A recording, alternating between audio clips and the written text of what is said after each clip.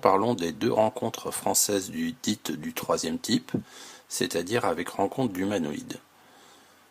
Partons à Valençol en 1965 vers 5h45 du matin.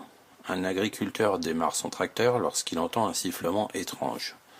Cherchant l'origine du bruit, il se retrouve face à un engin métallique en forme de ballon de rugby posé dans son champ de lavande.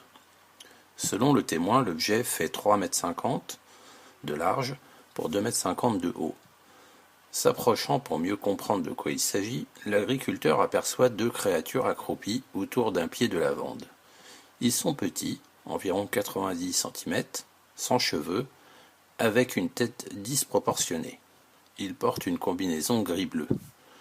Plutôt courageux, l'agriculteur s'approche des créatures, lorsque l'une d'elles se retourne et pointe vers lui une sorte de tube transparent bleuté. Il se retrouve alors paralysé, mais continue néanmoins à voir et à entendre.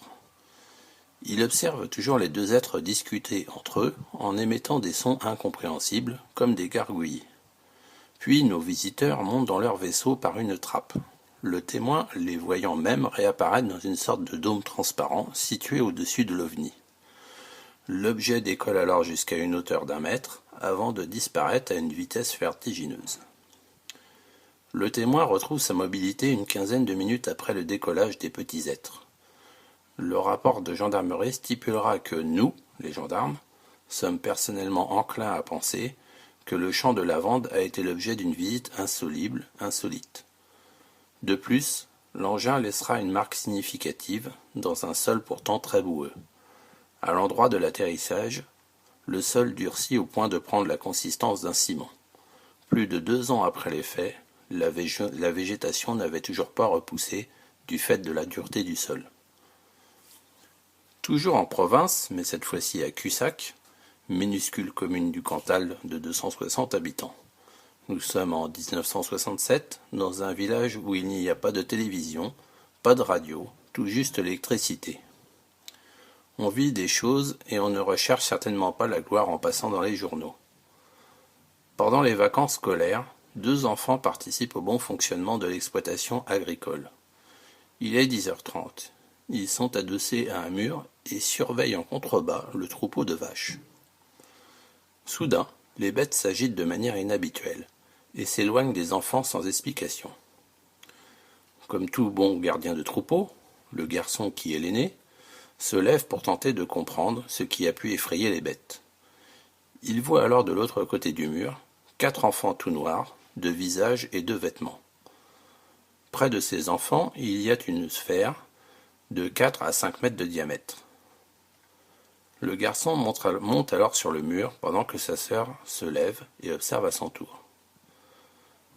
Des enfants qui ne sont pas du village, comme c'est curieux. À ce moment-là, tout se précipite.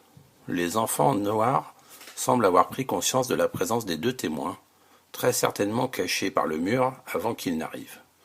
Les 4 visiteurs vont alors rentrer précipitamment et très curieusement, c'est-à-dire la tête la première dans la sphère, après avoir ramassé quelque chose au sol.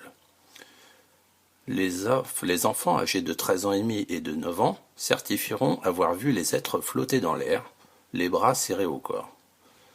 Puis la sphère s'élève et devient très lumineuse, alors qu'elle était mate en étant au sol. Un sifflement se fait entendre, et la boule devenue rayonnante comme un soleil s'éloigne très rapidement. Les enfants détecteront alors une forte odeur de soufre. Ils rentreront chez eux en pleurs et resteront choqués pendant près d'1 semaine. Heureusement pour la véracité de ce cas, au même moment et à la même heure, un témoin a pu entendre le curieux sifflement évoqué par les enfants. 3 autres témoins ont, eux, senti l'odeur de soufre.